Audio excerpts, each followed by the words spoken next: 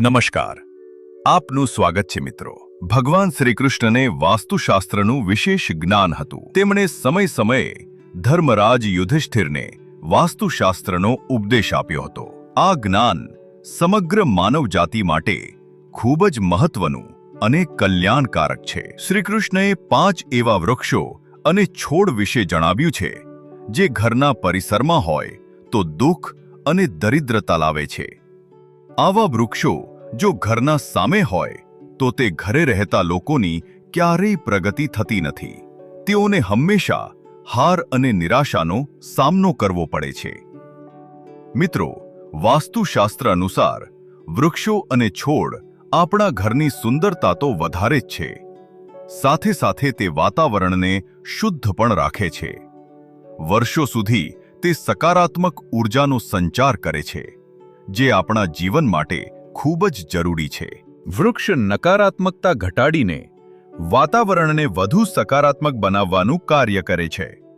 ઘર સામે શુભ વૃક્ષ છોડ લગાવવાથી ઘરે બરકત આવે છે। સાથે સાથે આ વૃક્ષ છોડ અનેક પ્રકારના વાસ્તુ દોષોને નષ્ટ કરે છે। ઘરના આંગણામાં ઉભેલા વૃક્ષો દેવતા સમાન આપણા ઘરનું રક્ષણ કરતા હોય છે। આ કારણે જ આપણા પૂર્વજોએ અને શાસ્ત્રોમાં ઘરની હદમાં કેટલાક શુભ વૃક્ષો રોપવાની સલાહ આપી છે। આજે આપણે જાણીશું કે આપણા ઘરની સીમામાં કયા વૃક્ષો અને છોડ હોવા જોઈએ અને કયા ન હોવા જોઈએ। જેમ કેટલાક વૃક્ષોને શાસ્ત્રોમાં શુભ માનવામાં આવ્યા છે, તેવી જ રીતે વાસ્તુશાસ્ત્રમાં કેટલાક અશુભ વૃક્ષો અને છોડનું પણ વર્ણન મળે છે। આ વૃક્ષો ઘરની હદમાં હોય તો તે અશુભ અને અમંગલકારક થાય છે। આવા વૃક્ષો ઘર સામે હોવા પર ફરથી દુઃખ અને દરિદ્રતા સામનો કરવો પડે છે। આવા વૃક્ષોની નજીક રહેતા લોકોમાં ધનની હાનિ થાય છે અને શત્રુઓમાં વધારો થાય છે। મનુષ્ય પોતાનું માન સન્માન સુધી આપી દે છે। તેથી જો તમે પણ જાણે અજાણે તમારા ઘરના આંગણામાં અથવા ઘરની અંદર આવા વૃક્ષો અથવા છોડ લગાવ્યા હોય તો વિલંબ કર્યા વગર તેમને તરત દૂર કરી દેવા જોઈએ। સૌથી પહેલું એવું છે કે ઘરના મુખ્ય દ્વારને હંમેશા લતા ફૂલો અને છોડવાઓથી સુંદર રીતે સજાવેલું જોઈએ। મુખ્ય દ્વાર જેટલો સુંદર અને સુશોભિત હશે તે ઘરમાં એટલી વધુ સુખ શાંતિ બની રહેશે। પરંતુ ધ્યાન રાખવું કે મુખ્ય દ્વાર પર કોઈ પણ વૃક્ષની છાયા ન પડે। આથી છાયા વેદ ઊભું થાય છે અને પરિવારમાં મુશ્કેલીઓ ઊભી થવા લાગે છે। બીજી વાત એ છે કે મકાનના અગ્નિ કોણે અને નૈઋત્ય કોણે કોઈ પણ પ્રકારના વૃક્ષો લગાવવાનું શુભ માનવામાં નથી આવતું। આ વૃક્ષો જલ્દી સુકાઈ જાય છે અને અશુભ પરિણામ મળે છે। ત્રીજી વાત એ છે કે ઘરના ઉત્તર દિશામાં કનક અને ચંપાનો છોડ લગાવવામાં આવે તો ધનમાં વૃદ્ધિ થાય છે। ચોથી વાત એ છે કે જો ઘરના મુખ્ય સભ્ય વેપાર કરે છે તો તેને ઘરના પરિસરમાં લીમડો અને બીલીના વૃક્ષો રોપવા જોઈએ અને તેમનું પાલન પોષણ કરવું જોઈએ। આથી તેમના વેપારમાં વધારે લાભ મળે છે।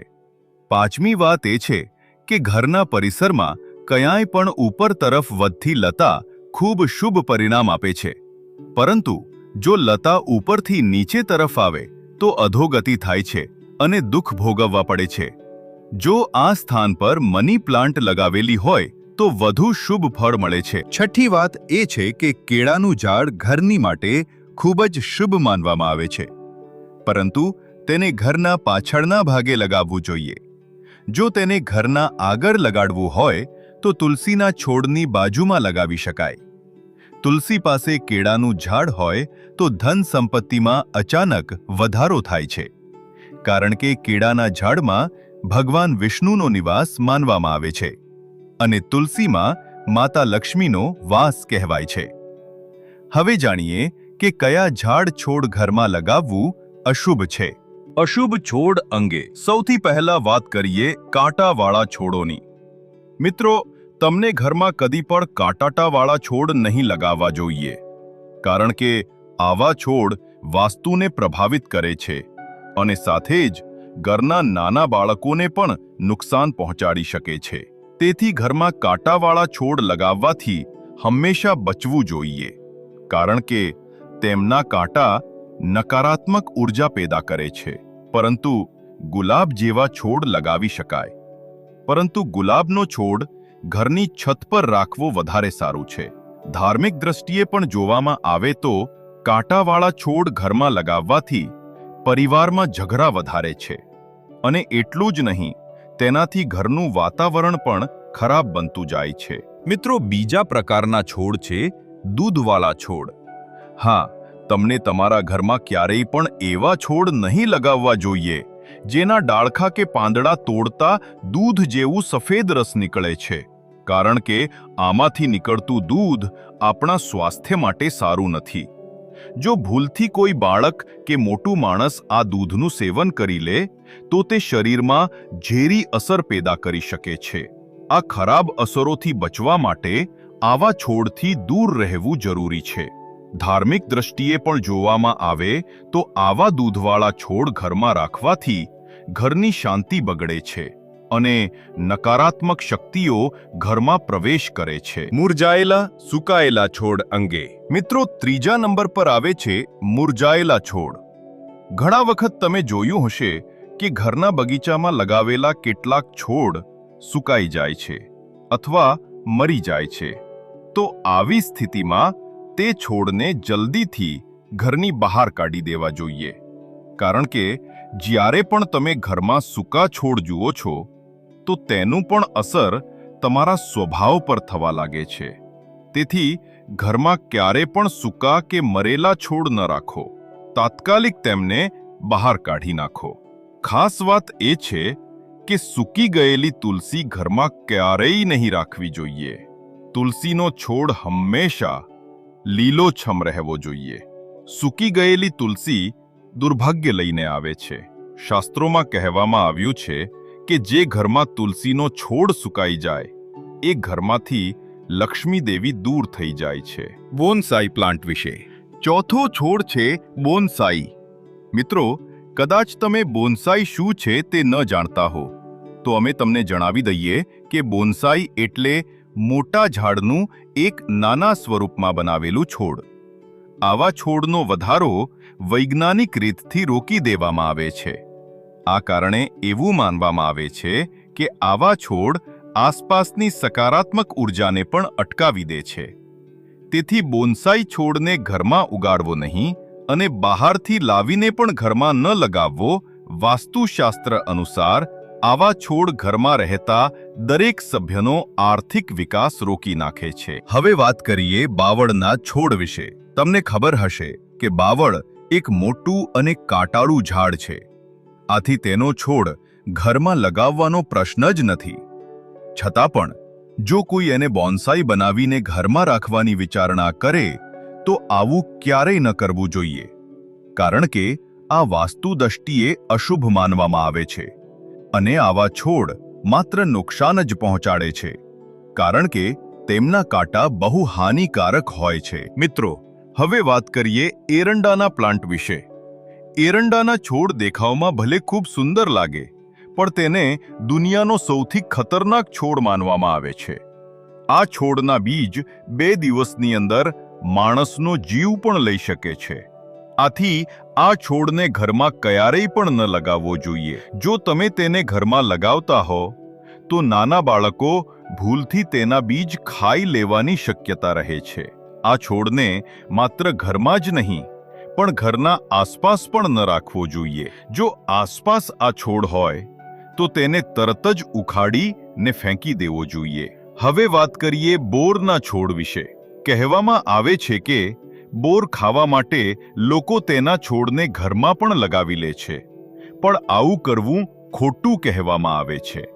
માને છે કે આ છોડને લગાવતા ઘરમાં નકારાત્મક શક્તિઓ આવે છે.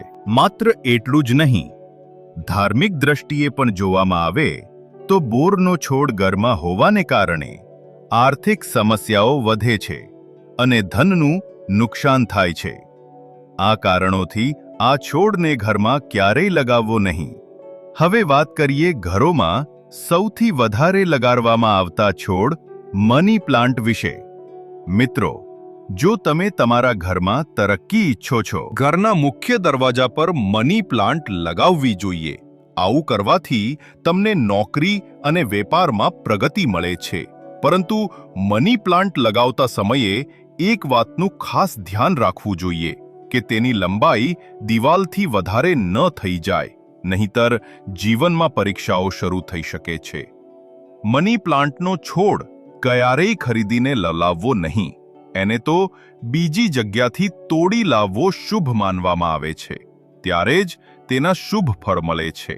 વાસ્તુશાસ્ત્ર મુજબ ઘરમાં ક્યારેય પપૈયાનો વૃક્ષ ન લગાવવો જોઈએ. આ વૃક્ષ ઘરના માટે બહુ અશુભ ગણાય છે.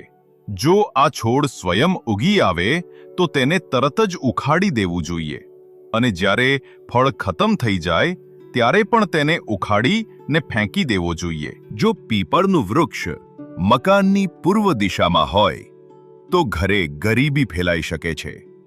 વડનું વૃક્ષ ઘરની પશ્ચિમ દિશામાં હોય તો ઘરમાં શોક અને દુઃખ ટક્યું રહે છે.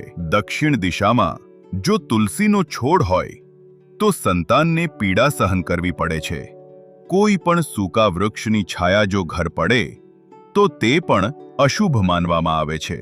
તો આ મૃત્યુનું સૂચન કરે છે. મરેલા વૃક્ષને તુરંત ઉખાડી નાખવું જોઈએ. તો મિત્રો, આ રીતે વાસ્તુશાસ્ત્રમાં ઘરમાં લગાવવાના વૃક્ષ છોડ વિશે મહત્વપૂર્ણ માહિતી આપવામાં આવી છે. કમેન્ટમાં જય શ્રી કૃષ્ણ જરૂર લખજો. સાથે જ વિડીયોને લાઈક કરવાનું ભૂલશો નહીં અને મિત્રો સાથે શેર કરજો. આવી જ માહિતી મેળવવા માટે ચેનલને સબસ્ક્રાઇબ જરૂર કરજો. આપ સૌનો આભાર.